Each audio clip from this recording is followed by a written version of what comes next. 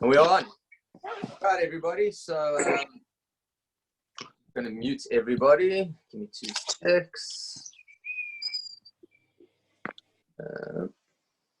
Where's it? Participants and mute all. All right. Hi, everybody. It's fantastic to see you all again this evening. So tonight we have specific Q&A vis-a-vis Pesach. So I think what I'll do is I'll get the ball rolling.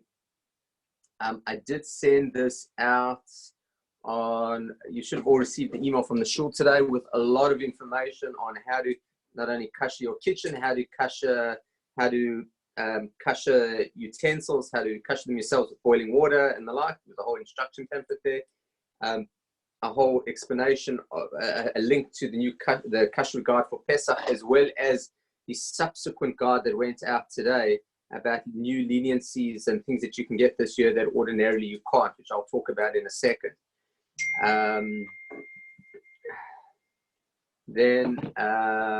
What else did I send? And there will be a few more, the Mechirat Chametz forms, the form of selling Chametz this year that went out today, that will all go through the Sydney Beit-Din. The reason for that is, the main reason for that is I'm not so certain that come Erev Pesach, I'm actually going to be able to leave the house to go sell the Chametz to a non-Jew. So I know the Beit-Din will be a lot more meticulous. Well, that's one thing I'm happy to hand over to them, so do that. An interesting development that came today, which I was very involved with, and I don't know if you saw it. It's only been on Facebook. It will hopefully be JY and the Jewish News at some point. Is we managed, believe it or not, to get a letter signed by every rabbi in Sydney, which is like the first time in the history of, I don't know, anywhere, where I can't say it's a particularly profound letter, but the idea being, especially, is the fact that a lot of people have been asking questions about things like using Zoom at the Seder and can we be lenient in different areas. And the letter just says, and I'll send it out to the community with the weekly news, that that we, the rabbis of Sydney, appreciate that this year has the exceptional challenges, and we really strongly encourage you to approach us with your questions. We know our communities, we know your unique circumstances and your unique challenges, and we strongly encourage everybody to approach their rabbi and ask your specific, unique questions. So that doesn't sound like a massive statement, but the fact that you've got, I think it's 26, 27 rabbis who all agreed to be on the same page, and I assure you, they won't all agree to sit in the same room. I think that is something quite phenomenal, and I'm proud to say I was involved with putting it together. As you can see, I've lost a lot more hair than this time last night as a result of the event. And those of you nodding, thank you. I appreciate that. All right, so I want to just deal with a couple of basic Pesach questions that you may or may not have. And then I really want, you can see if you tap your screen, you'll have an option to lift to put up a hand, which is to ask a question. Then I will unmute you and you can ask your question and just have the question. So a couple of things that are worthy of knowing for this year. And my apologies, it is possible that I've spoken about some of this stuff, but if I haven't, for some of you might not have heard it. So usually at the Leila Seder, we use something called Shmura Matzah. Shmura Matzah is matzah that has been supervised from the point of either harvest or from the point of grinding. Did we talk about this last night? We did talk about it last night. Okay, so for those who weren't here last night, just in a nutshell, the question that it might not be possible to get Shmura Matzah this year. So in this year, if you cannot get Shmura Matzah, so you can use your regular Aviv or Yehuda or whatever, Solomon Matzah, you can use it Leila Seder. Again, that's if you cannot get Shmura Matzah. I'm pretty sure you can get Shmura Matzah. I'm not convinced otherwise, but if the event that you cannot get, and that's truth be told, that's for every year. If you cannot get or you cannot afford, so it would be permissible to use Shmura Matzah. Kitniot in this particular year. So kitniot are, things that we generally don't eat, like corn, rice, and the like, soya. These are things that ordinarily we are stringent on as Ashkenazim, Sfardim. There's a token Sfardi online, so he's not so strict about this. But a second Sephardi online. So well, no, you're not a Sephardi, Sue. I'm sorry. As soon as you married Dave, you gave it up. So can Ashkenazim be lenient with regards to kitniot? So Ashkenazim can be lenient in one of two cases. Number one is just there's actually nothing to eat. So if it were the case, and I asked this question of one of my Rosh Yeshivas, that if it comes to the point that there actually isn't any Pesach food available. Now, I was concerned about a week ago that with all the frenzied buying and who knows what's going to happen, that there might be a point where we wouldn't be able to get kosher Pesachs, like basics.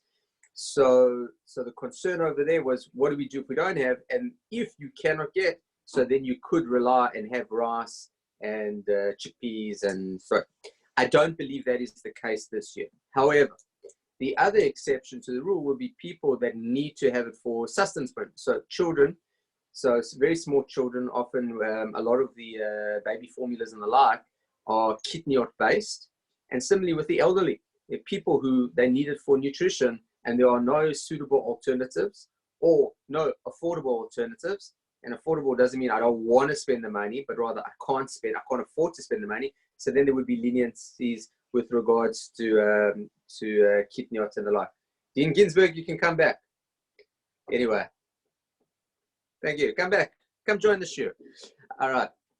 So that's with regards to kitniot and the like. Other things, I'm just trying to think if there were anything that came off the top of my head. We spoke last night just about this whole Zoom situation. If anyone's really interested in it, a very lengthy response was written by Rabbi Herschel Schachter, who's the Rosh Yeshiva in Yeshiva University. And he came out and said something which I think is fair, and that is, for certain people, isolation is pikuach nefesh. It's a matter of life and death. If you have people who are suffering with terrible depression or are so isolated that we are really concerned that their health is going to be negatively affected, their health will be negatively affected. So then there's definitely, not only can you use Zoom, you can pick up the phone, you can call them on Chag, if that is the case. Now, these are things that I will not say a broad rule, but there's room to be lenient because of people in such a state. So if there's somebody who is really in a very unfortunate position, so there's room to be lenient. Someone who we feel sorry for, so I'm in the situation that my parents will likely be just the two of them for Pesach, and I feel for them, but that doesn't mean we can set up a Zoom, even if I set it up before Pesach, to allow it to run over the course of the Seder, so that there's no room to be lenient in that, because that is, I can appreciate that they would appreciate it, but they will not be, their physical and mental health would not be adversely affected as a result of that. Okay, so that's a second point, I don't know, whatever point we're up to. All right, let me just think if there are any other unique situations we need to take care of. So just to explain a little bit of the lists. So the world of kashrut in general, and Pesach all the more so, are developed in such a way that you have, let's say, the base halacha. Now, we spoke about this last night. We talked about the speeding, and for those who weren't here, I'll give you a short rundown of it.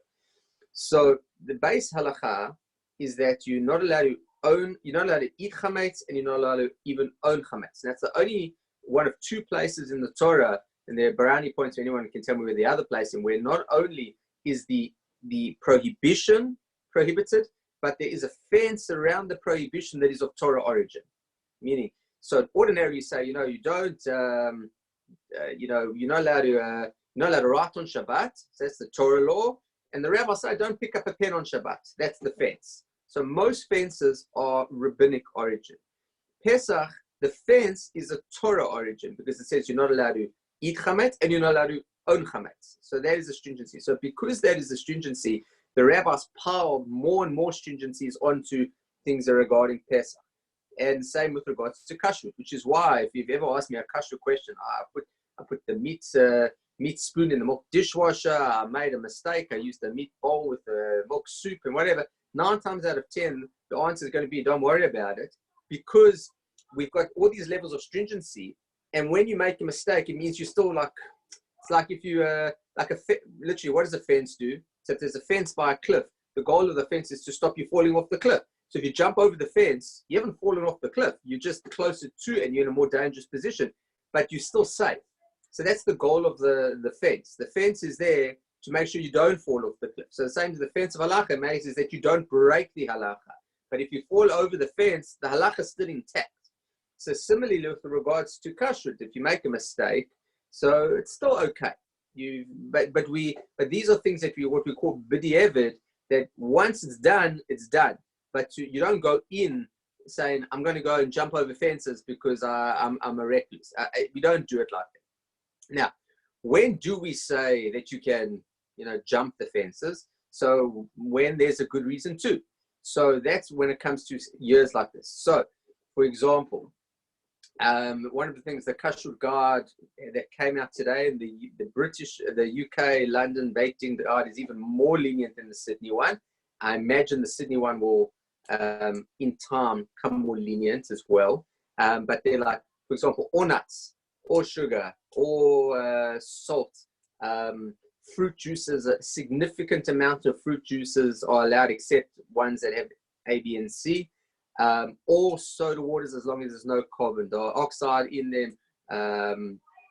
I can't think of off the top of my head any others, but there are a whole bunch of things that are frozen fruit, frozen vegetables. All of these, just go and buy.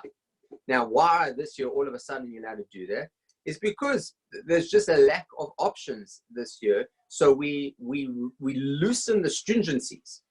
So we still haven't broken halacha. There was never a concern of chametz in all the butter and all the milks and all the honeys.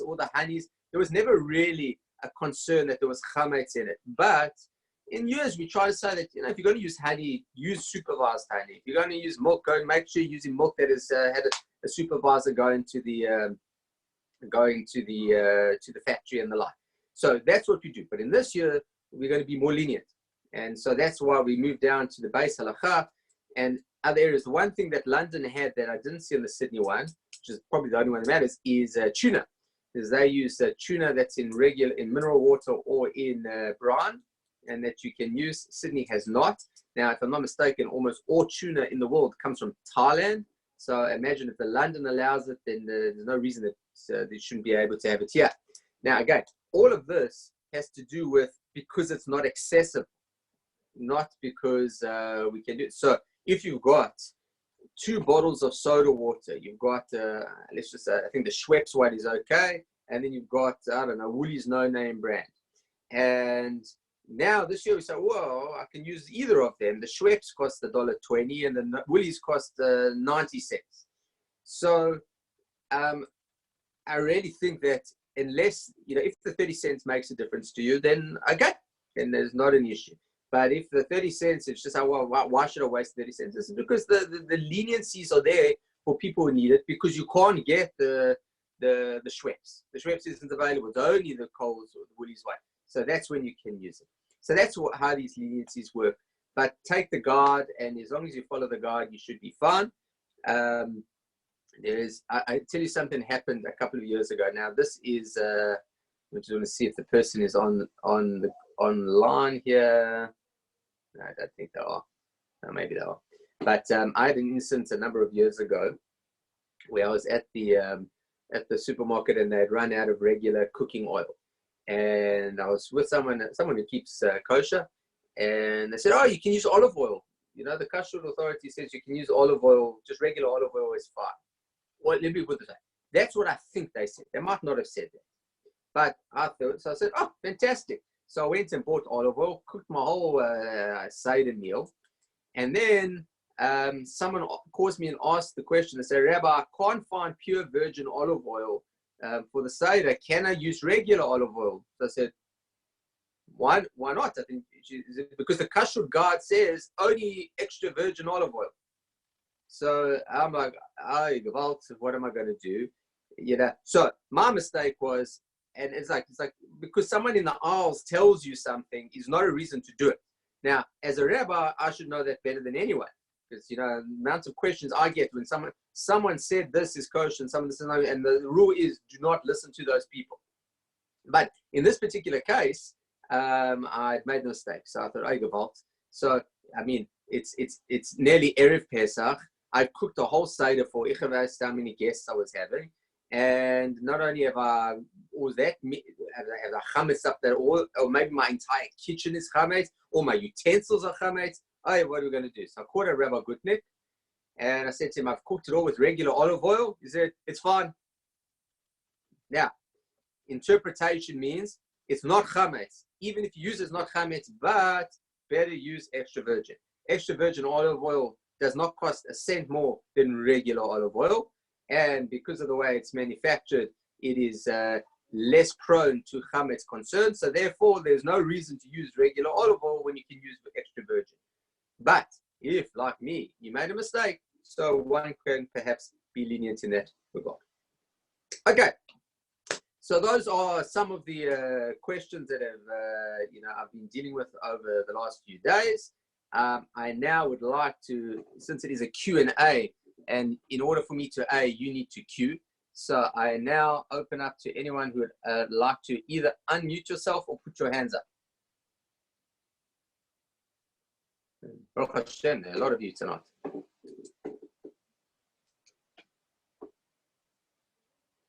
Now, please do not rush all at once. Okay. Yes, Sue. Go, Micha, yeah. Okay, Micha, go for it. Okay, go, Micha, you go. Hi, everyone. Hi. So I'm just curious to know, I mean, I appreciate that there are leniencies for extenuating circumstances, but if there are leniencies, why can't those become the rule, assuming there's no strict halachic issue with eating or consuming some of those products? So one of the things that we generally pride ourselves in Judaism is trying to take, let's say the moral high ground, but really to try keep halacha to the utmost rather than say, how much can I get away with? Rabbinic decrees are always responses as a result of what's happening on the ground. So every time the road rules tighten in Australia, so they drop the speed limit. So I mean, when we got here 15 years ago, speed limit in St. Ives was 60. Now all suburbs speed limit is 50. Why? Because there was a response from the government to unnecessary accidents were happening, so they all clamped down on it. So the same thing with the rabbi. So why, for example, why do Ashkenazim not eat kitniot?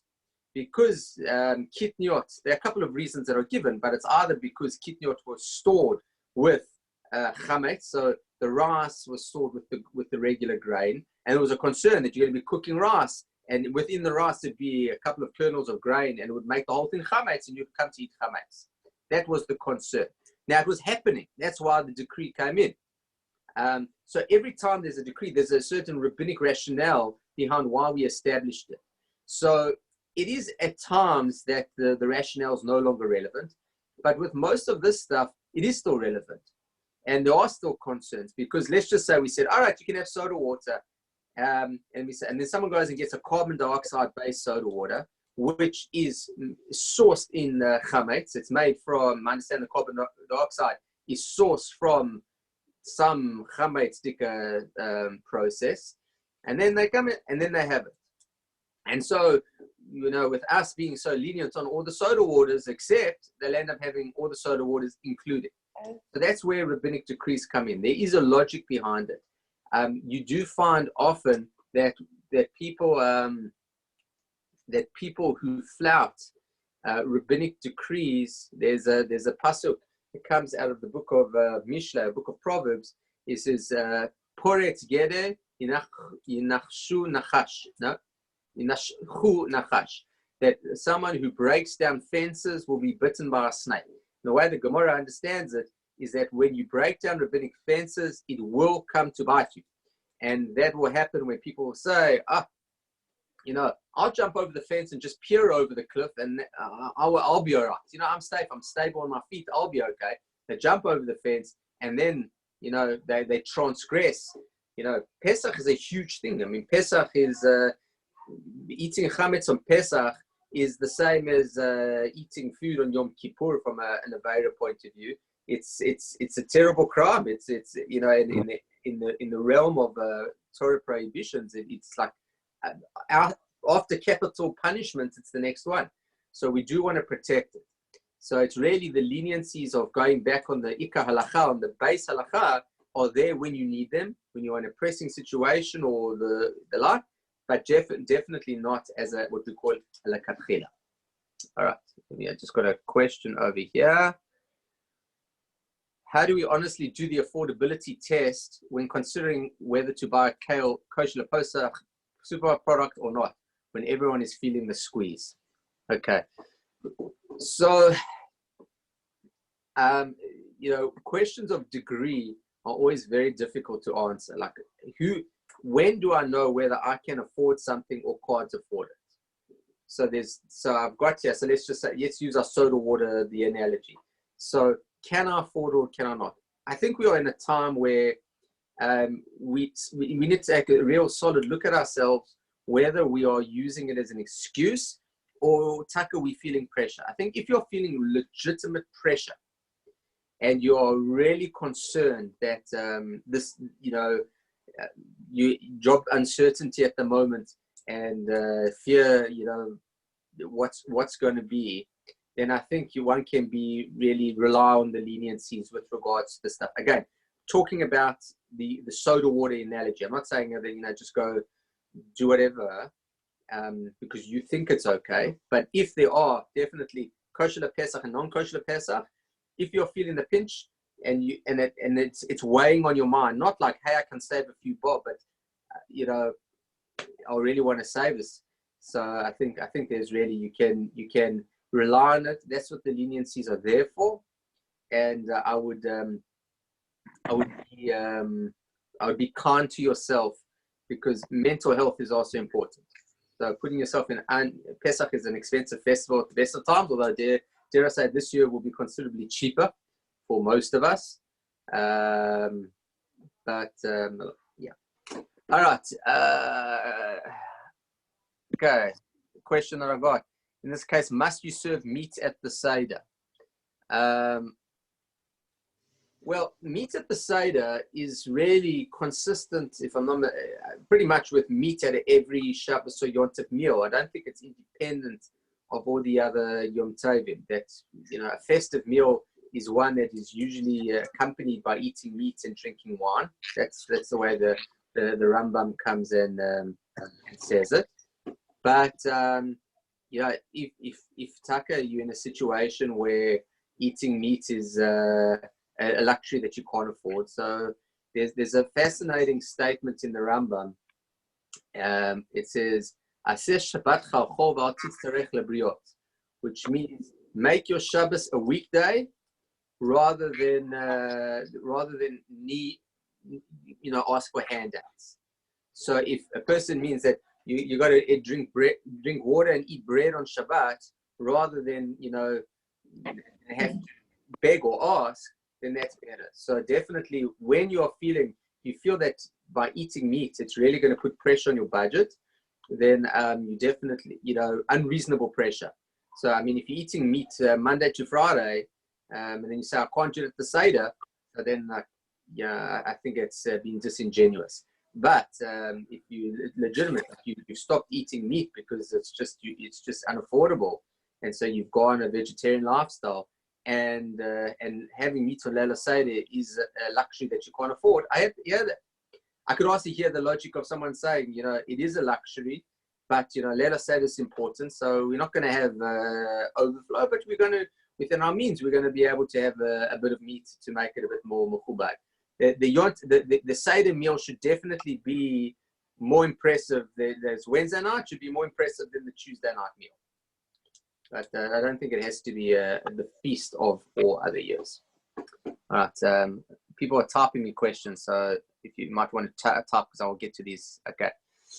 Question. In South Africa, the bottle stores are closed, and so no one can get kosher wine. Can we use grape juice instead, or can we open kosher Pesach wine, easy to make charoset? Can we use an open bottle of kosher? Okay, I'm not sure. I don't quite understand the second part of the question. can you use grape juice instead of wine? So Moshe Feinstein says, yes, you can. I personally, for those who know me, my ability to consume alcohol is not great. A number of years back, I did the first 2 cups of wine, and I did not finish the cider. That is, and I have it was low alcohol wine. So I can't even say that it wasn't even Sacramento. It was like Barcelona. It was like, tasted like Sprite. Anyway, so I use now grape juice. I put a little bit of wine just to spice it up a little bit. But you can definitely use grape juice. It says it can use an open bottle of kosher Pesach. Let's put it this way. Let's just say you've got Kiddush wine at home that you use every Shabbos. So you've got one of those, I don't know, those big Kedem bottles. And now you can't get any more grape juice, but it's an open bottle. So do I have to chuck it and use a new one? So why would you need to chuck it? Reality is all you've done is pour from the bottle into your Kiddush wine, into your Kiddush cup. I assume that's all you've done with it. So even if your Kiddush cup is not kosher Pesach, it's not chametz. You've never, no one's put chametz, unless you're drinking whiskey out of your, you're drinking whiskey out of your Kiddush cup, which I'm assuming no one does. And you say, but it's been washed with the chametz stuff. Washing stuff with chametz stuff doesn't make it chametz that it's going to problem. So if you have a half bottle wine, if you've got any kosher wine in your house, all wine is kosher Pesach. Okay, you look on every single bottle of kosher wine, it is always kosher Pesach, because it doesn't make financial sense for the manufacturers to do a kosher Pesach lines. So they are very meticulous all year round to make sure that all wine and grape juice is kosher Pesach. So if you've got an open bottle and you do not know that chametz got into the bottle, you can assume that chametz did not get in the bottle and you can use an open bottle. Not a problem. All right, next question. Can you confirm as to how many people we should have at our Seder? SCOM is not so clear on family gatherings. So I'm going to go on a limb here and say you should have no one at your Pesach Seder this year other than your people who live in your house. I'm sure in 2 weeks' time that will be self-evident. But if you're asking me for preparation, we've cancelled all our guests. I've told my parents that they're going to be by themselves this year, and I've told my sister that she's going to be by herself this year.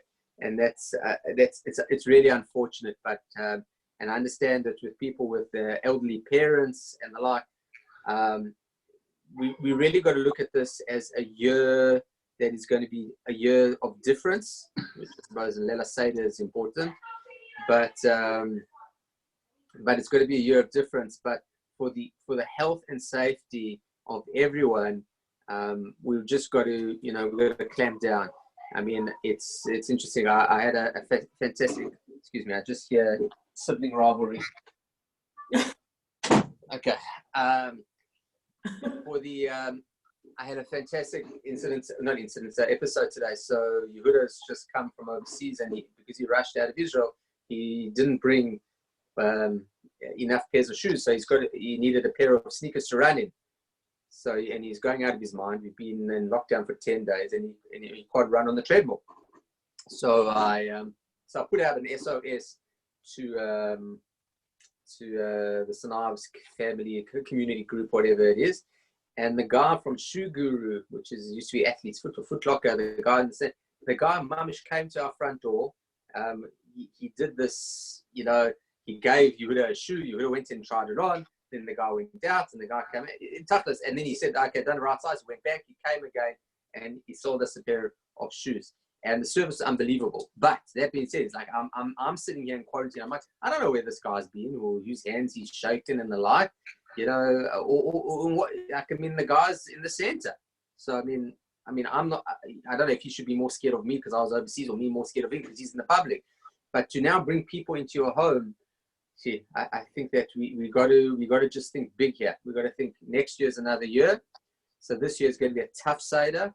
For those of us who Shomer Shabbat and Shomer Yontif, it's going to be 3 days. It's going to be exceptionally tough. And my sense is that by that time, it's going to be 3 days of not leaving the house. Not only 3 days, it's going to probably be a big lockdown by then. So everyone's going to be in lockdown, but for many of you, you have options. So for those, all you can say is Baruch Hashem, we live on the North Shore. For those in the eastern suburbs, I and Mamish have Rahmanas on them for 3 days in isolation. All right. No other questions have been typed. So if anyone Rabbi, has any, yes, sir. I just wanted to ask, do they really supervise the manufacture of Pesach products? I mean, how do they go from Cobram to this one, to that one, to Western Australia, to Northern Territory? I mean, do they actually physically go? So it's in manufactured products that are, let's say, like that are generic products. So like you said, extra virgin olive oil. So they would have, and one of the things that kashrut supervisors, I know from my brother-in-law, the knowledge you need to have of the manufacturing system. So you have to go to do a site inspection, and you have to have a very in-depth conversation with all those people involved, and the processes are known. Okay, how do you produce extra virgin olive oil? And is it manufactured on the same lines as other things? So yes, there would have. Now, it could be that extra virgin olive oil is known to have a unique kind of process that is done in a particular way, that everyone who makes extra virgin, this is how it's done. And in that case, no, you wouldn't probably need to go supervise. But for other things, they definitely, if it's kosher Pesach, if it says it's supervised, it means there's been someone to that factory to check how it's all done. Okay. How do some variants that maybe a 2 liter bottle is kosher Pesach and a 1 liter bottle? So even though everything looks the same to us, a lot of the times similar products come from different factories. So it could be the 2 liter bottle was made in factory A and the 1 liter bottle was made in factory B. So even though they've got the identical ingredients, the lines of the 2 liter bottle is made just say on a dedicated line for this is called barbecue sauce. So that's dedicated. But the 1 liter bottle is made in a factory that does mustard and tomato sauce and all these other sauces, of which some of them are really problematic, and they wash with water between runs, but they don't kosher between runs, and that's why it's a problem. So the 1 liter one will not be kosher, but the 2 liter one will be. So that's how it happens. I mean, you can often, things you don't think of. So for example, Sakata crackers.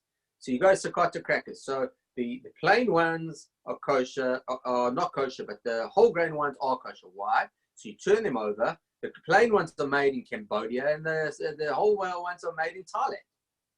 So it looks like the same product. You assume it comes from the same factory. These ones don't even come from the same country. I mean, you look at Lindt chocolate. So Lindt chocolate is chocolate, but some's from France, some's from America, some's from Germany. So just because the products look the same, got the same ingredients, that may be true, but may also not be true. There might be a lot of different factories. Okay. Guys, any other questions? Give me some Seder questions. Anyone? No? Yeah, okay. Question from Philip. I read a news article that in Israel there was a discussion about declaring a leap year so that we could delay Pesach because of coronavirus. Why did the rabbis think of that? My dogs. All right. All right. So the way that a leap year works within Judaism is that because a lunar year is 354 days, so it's 11 days shorter than a solar year, that means roughly every 3 years, you're going to lose 33 days. So it means you're going to fall a month behind. This is the problem that the Muslims have. So the Muslims don't work on, they just work on a lunar calendar. So every year, Ramadan is 11 days earlier than it was the previous year. So, give it X amount of years, Ramadan can be in the summer and the winter and just keep moving around. In Judaism, the festivals follow not only a lunar calendar, but also follow the agricultural year. So Pesach is always in the spring in Israel, Shavuot is always in the summer, and Sukkot is always at the beginning of autumn. So what now comes to happen, in order to ensure that the lunar year and the solar year link periodically, and I think it's twice every 7 years or 3 times every 12, I can't remember what the calculation is, they put a leap year in, which is adding an additional month. Now, the additional month, what's going to happen is it's now going to, so we had a leap year 2 years ago, so everything became very late that year. and then it gets gradually earlier and earlier and earlier, then goes very late and earlier and earlier, which is going to add that whole 30-day period. So what rabbis were thinking, all right, so the coronavirus is really hit, so let's put a leap year in, because leap year is ostensibly in the realm of the Rabbanut to do, and the Rabbanut could just put the year off, and in 30 days time we'll do Pesach, and this will all be over. So there are two reasons that it wasn't done. The main reason is that the calendar has really been set from the times of the second temple.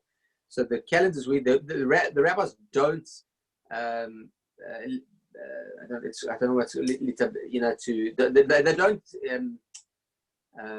do the calendar anymore. The rabbis are not involved with it. This was done by Hillel HaZaka in the time of the temple. We've got all the dates and calendars and which months are leap months and which months are not, and which years are leap years. So we don't do it anymore. So that's probably the main reason.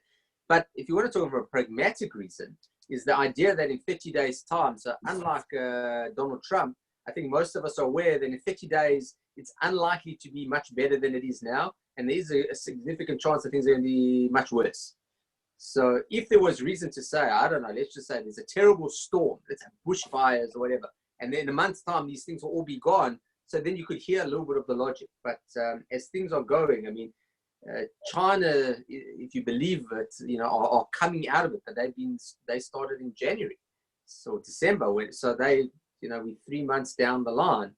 So it's unlikely that in a month's time it's going to make much of a difference. And that's why just there was no real. It didn't. I think it was one of those things that someone came up and said, "What a great idea," and then it got shot down. I don't think anyone was realistically thinking of doing it. Okay. All right. So, Micha, confirm no issue using disposable foil, etc., that are not sealed. Okay, they're not sealed, but have not been used. All right. So, one of the things that the Kashrut Authority said today is you can use all paper goods. So, and they always usually say don't use paper plates, don't use this and the other, and only use certain kinds of disposable, certain kinds of foils. And this year, the Kashrut Authority said you can use all. Now, can you use open stuff? So open stuff, I would be a little bit more cautious with, because when it's open, so if you've opened up let's say you've opened up some plastic plates, and then you took out the plastic plates and you used them at a dinner, and then you chucked them out, and there were leftover ones in the cupboard, no problem, you can use that. But if you say, let's say I bring 20 plastic bowls for dessert to the dining room table, and I only use 10 of them, and then I put the other 10 back. So I would probably be more stringent on that. This has been around the chametz. It's all been around. Listen, if it looks clean, I don't think there's any prohibition of using them. But I personally wouldn't use them unless you had to use them. Trevor, I saw, just posted the whole thing of the Zoom. So I don't know if you joined us late, Trev, but I'm afraid not. No Zoom. All right. Any other questions?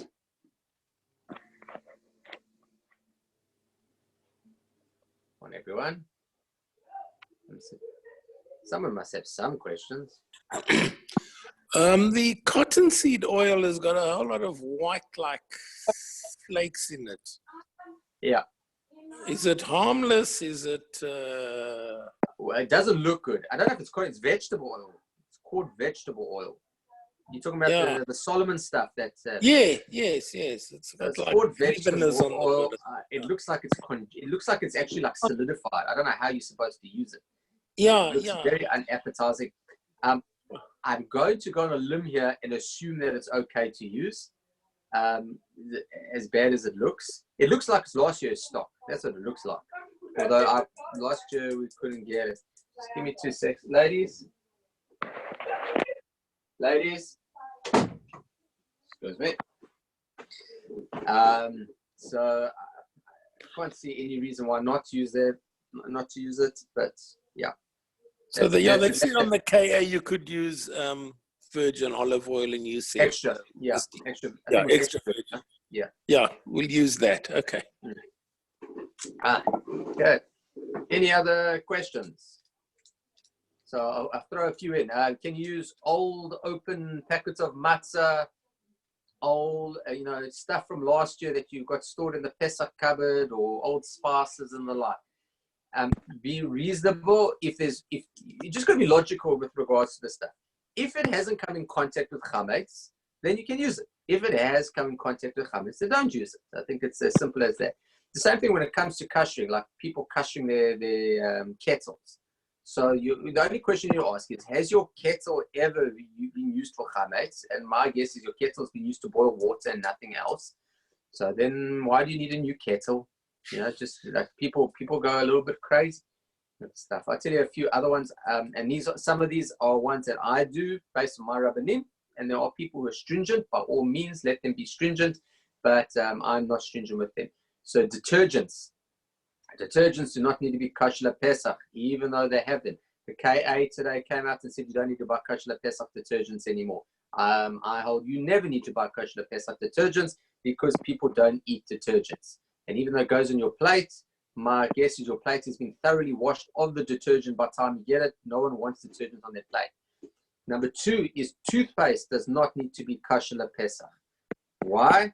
Because people don't eat toothpaste. Just because it goes in your mouth doesn't make it food. So there's a famous story of Rabbi Soloveitchik. So the halachas are, generally speaking, the halachas of kashrut are, if it is edible, it's a kashrut problem. If it's inedible, it's not a kashrut problem. That's the general rule. Pesach, we take it a step up and we say it has to be edible for a dog. If a dog would eat it, then it's a problem for Pesach. So if you've got, I don't know, some old loaf of bread that no human in their right mind would eat, but a dog would eat it, so it's a chametz problem, you've got to get rid of it. So Rabbi Soloveitchik said, you do not have to get rid of, you can use regular toothpaste because toothpaste is not edible for a dog. To which one of his students put up a hand and says, Rabbi, my dog eats toothpaste. So Rabbi Soloveitchik said, Meshuggah hund. So you do not have to now toothbrushes. So toothbrushes, you should get new toothbrushes. But definitely toothpaste. If you can get a new tube of toothpaste, great. But you definitely don't need to buy kosher Pesach toothpaste. Okay, a couple of people have come up with. Oh, all of a sudden, I spoke too soon. Missed your point in frozen fruits and vegetables, permissible or not. So, Micha, go look on the email that went out today. We have a link to the KA website with the new kosher guide. Over there, it says all frozen fruits and veggies are fine. There's always an argument whether you can use gluten-free matzah at the Seder table. Now, it depends what you mean by gluten-free matzah. So the stuff that you get at Kohl's that says gluten-free matzah is not matzah, and that's the problem. So you get these matzahs that are made with tapioca or potato starch. So in order for something to be matzah, it has to be made out of one of the grains. So the 5 grains: wheat, barley, spelt, oats, and rye. So matzah has to be made out of one of those. If it is not made out of those, it is not matzah. It might look like matzah, it might taste like matzah. It is not matzah, and you do not fulfill any mitzvah by eating them. So it's got to be those. So if you do get, they used to sell this, I don't think it was gluten-free, but it was low gluten matzah made out of oats or something, and that you could fulfill the mitzvah. My understanding is it tasted even worse than regular matzah, but you could use that. So let's just say you have a situation where someone says, I am gluten intolerant. So what do I do about matzah? So halacha is, depends what you mean by gluten intolerant. But if you you do not eat gluten at all, it is really bad for you. So halacha is you do not have to eat matzah. So same way as, listen, a person with no arms, how do they put on tefillin? The answer is they don't have a mitzvah of tefillin. They don't put tefillin on their leg because they don't have a mitzvah of tefillin. A person who is deaf doesn't have the mitzvah of hearing the shofar. But not their fault they're deaf, but they don't have the mitzvah. So the same thing, a person who's gluten intolerant or they have any other allergies that would permit, I don't know, they can't eat maror or they're sensitive. So the halach is they are exempt from having to fulfill these mitzvahs. Okay, next question from Toshiba, whoever Toshiba is. What is the situation with yogurt? You can't get kosher Pesach yogurt. Can you use your normal yogurt as long as it is kosher? So I don't know. I did the London Beit Din said plain kosher is fine. the Sydney the Sydney Kosher Authority has not yet said that. I don't know if that will change in time. They did say on the Kosher Authority's website that more stuff will come up, but I don't know. I don't know the answer to that, so I can't help you. Judy, Rabbi, vinegar is normally too acidic. Is there vinegar that can use? Now, to the best of my knowledge, vinegar is made from is chametz derived. All vinegar is chametz derived, which is why you actually can't get kosher Pesach vinegar. It's like you can't get kosher Pesach beer. You can get an imitation, but you can't get the legitimate. So you can get imitation vinegar, but you can't get vinegar. So, and that is why it's a problem. Now, I don't know exactly what the process is of how they make vinegar. I know that it is, in the olden days, vinegar was grape-based. Now it is not. I'm pretty sure it is wheat-based or some grain-based, that how they make it, because it is completely chametz. And that's why you can only get imitation. So I'm afraid I don't know anything else that can be used. Okay. Yes, Melanie. Again. Melanie, just unmute yourself and ask your question. All right, I will find you and I will unmute you. Lost Melanie.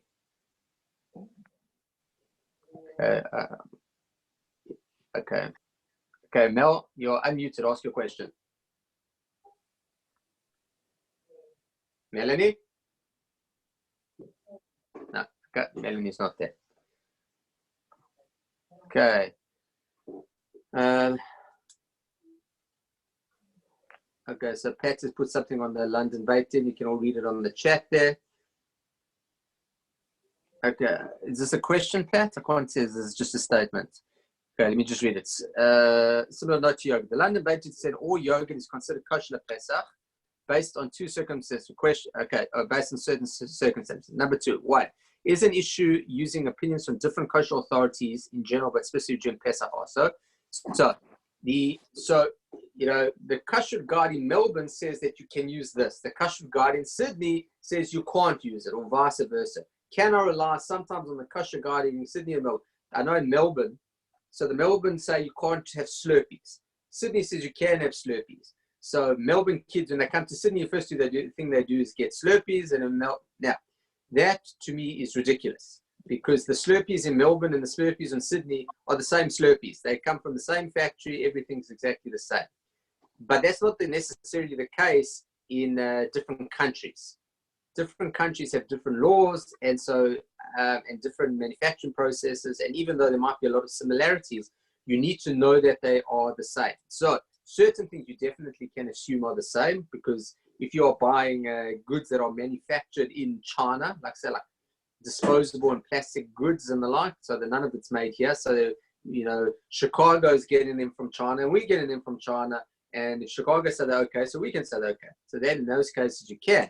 But with the fresh produce, I don't think, or stuff that is manufactured in Australia, I think you've got to be a bit more meticulous in being certain. So I would never say, well, London says you can use. See, that's why I said, if you heard with regards to the tuna, I think everyone gets their tuna from Thailand, because the green seas, which is for the OU, and if your Coles tuna, which all has an OU on it, comes from Thailand.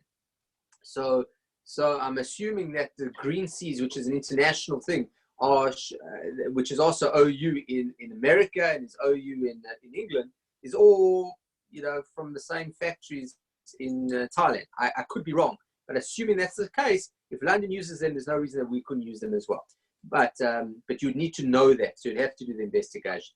Second part of the question, let's say in the case of yogurt, if this year it's okay, especially for simple plain items, why can't we continue to do this in the future?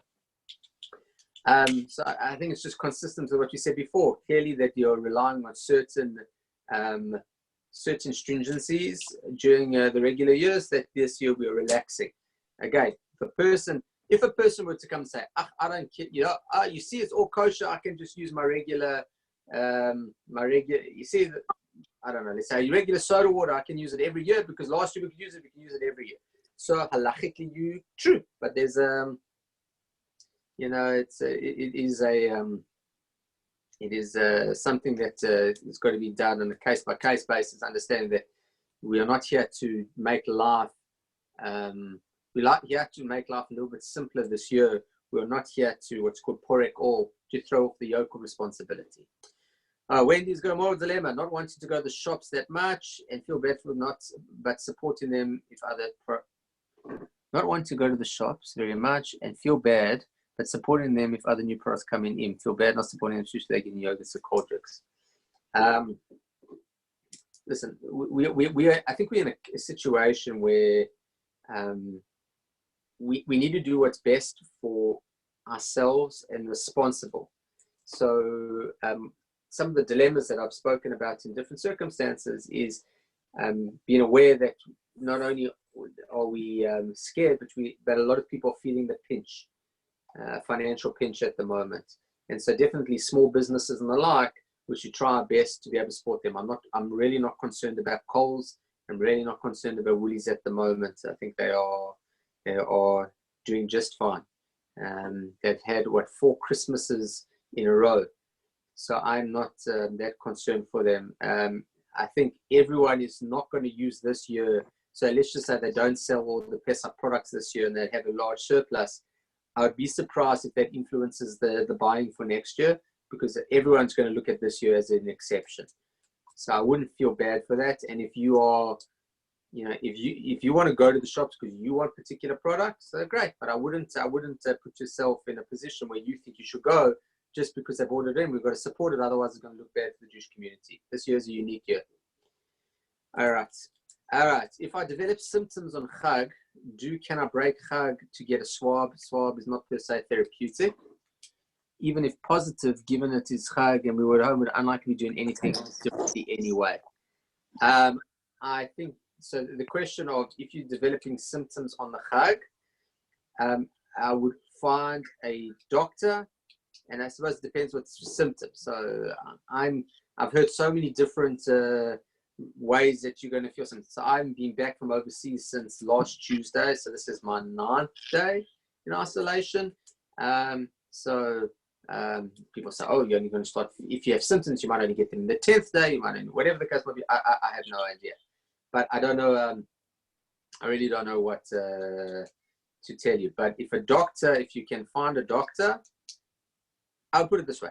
If you are concerned that you may be sick, I would ask doctors that you've got at the moment.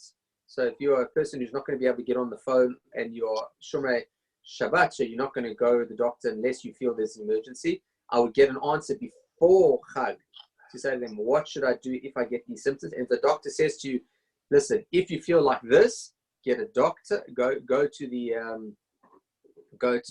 hospital or get a swab. And if the doctor says that and you feel that way, you get in the car and you go, this is what my understanding is, that they will come to you.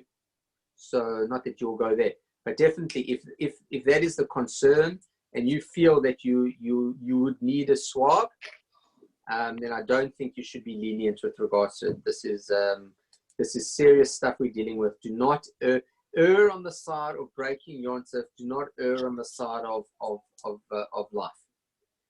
So if you're concerned and you have a real concern that what you have is corona, and you need to figure out what that means, then you get on the phone and you get them to come swab you and you do whatever they tell you to do. No questions asked. Is quinoa okay for Pesach? Yes. Short answer. Do you need to buy kosher Pesach quinoa? I don't. Okay, but I'm not that frum. All right, machine matzah, shmura matzah. So 2 kinds. We spoke about this yesterday: handmade shmura and machine-made shmura. There are different opinions which is superior. I'll give you the logic. The people who say handmade is superior are traditionalists. It is not halachically superior in any way, other than traditionalists who say that this is the way it was always done, this is why we should do it. There are some who say, well, maybe they don't clean the machine properly and the like. The machine people say, what are you talking about? The machine, an automated system, is always going to produce a superior product of matzah than the handmade, and therefore they say you should use machine. I use as I follow all my Rosh Yeshivas and the like, but Dafka use machine-made matzah. I do not use handmade matzah. It has got nothing to do with cost. It has got nothing to do with taste. It's got to do with that I'm on the opinion that it is a halachically preferable option in handmade matzah. With reference to Micha's question, can't seem to find the guidance from the K or Kosher show regarding frozen vegetables. So it is on the new one that was released today. I don't know if I can look for it, but if you look on the email that went out from the shul today, it should be over there. Just go to the Kosher Authority site. They do have leniencies over there. All right. Any other questions? Yeah. Give me a word. Is cream cheese kosher lePesach? Mo? Don't think so. I don't think your regular Kraft is in the leniencies. I think regular milk, regular cream, regular butter, cream cheese, I'm pretty sure is not. But please check the guides. If you're having problems with the guides, by all means text me and I can look on the guides for you or send you the guides. But I don't think cream cheese, regular cream cheese, is kosher lePesach. All right. Any other questions? All right. We've done well. It's been an hour. Time flies. Margarine Wend is kosher lePesach. It is generally not kosher lePesach. You need to buy a special one. Again, look at the kosher thing. Egg matzah, asks Melanie. Egg matzah, just so people understand what egg matzah is. Egg matzah is matzah that does not use water and flour, but rather egg and flour. So the same as, baking a cake. It's the matzah equivalent of like mazonot bread. So egg matzah is, for Ashkenazim, is never eaten during Pesach. It's not chametz, but it's never eaten during Pesach. For Sfardim, it can be eaten. It's what's called matzah ashira. So matzah, as you say, this is a poor man's bread or bread of affliction. At the side, it's halach ma'anya, it's poor man's bread. So egg matzah is considered matzah ashira, rich man's bread. So we do not eat egg matzah. The exceptions are for people who can't eat who need it. But as far as just in general, we Ashkenazim do not eat egg matzah. Quag is okay, bought from Yossi for Pesach at Coles. All right, so Judy, thanks. Judy says that there is Quag cream cheese, which is kosher lePesach. There you go, Mo. Quag doesn't sound good. I hope it tastes better than it sounds. Good. All right. Couple more questions, anyone? See, the nice thing about this shiur is if you've had enough, you just go. It's not like we're all sitting in a room and you're going to feel shemzach to get up and walk out. Now, like, you just say, listen, I've had enough. You're out. All right, I give in 2 more seconds for extra questions. Let me just check if anyone's just WhatsApp me.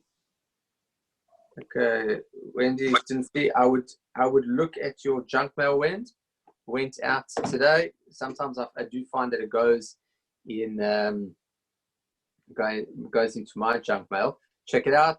Just text me if you didn't get it, and I'll send it again to you. Cottage cheese, Ingrid or Seymour. I don't know if it's Ingrid or Seymour, but I don't know. I don't know what's available. You forget. I've been in lockdown for the last 11 days. I have no idea what's happening on the outside world. It's very possible that there's rioting happening up in the center. There's a ton of matzah. There's no matzah. I have no idea what's happening. So I honestly can't tell you what's available and what's not. My sense is that if you could get it last year, you'll probably get it. This year. Yeah, Ingrid, I know you're in lockdown, so for both of us, neither of us will know. So even if there is cottage cheese, the chances are it's not going to be there by the time we can go get it. Luckily, I have tomorrow. We could potentially go get it. But all right, there's no mention of frozen fruit and veggies in the kosher letter went out. Okay, so I stand corrected. The London definitely said it. Maybe the Sydney one hasn't. I do believe personally that definitely regular veggies, there is no problem from a Pesach point of view. If you want to use frozen veggies, you just got to be careful with kitniot. So you can't use beans and stuff, but like broccoli and cauliflower and frozen carrots and stuff that is completely unprocessed. I don't see any reason why you can't use that for Pesach. Just confirm in the ingredients that there's nothing else other than frozen vegetables inside. I don't see any reason why you can't use them for Pesach. Or even on regular use. Yeah, regular, yes. All right, everybody. It has been a pleasure. Okay. It is been Kosher Australia guys. Okay. Thank you, everyone. Have a wonderful evening. It's been a pleasure sitting with all of you. If there are more questions, please, by all means, text me. If they become a lot more questions, we can perhaps do another evening. Next week, we will have more Pesach-related stuff about Seder. I think for some of you, it's going to be the first time you've made a Seder, so we'll have just a step-by-step how to do and what to do, as well as some ideas to share at the Seder with probably the person sitting next to you right now. So maybe you won't have to say that. But anyway. All right, everybody. Laila Tov. Have a wonderful evening. And please God, we will speak to you. There'll be a vote before Shabbos tomorrow. Hope to see you all then. Thank you. Bye. Bye. Bye. That's a good idea.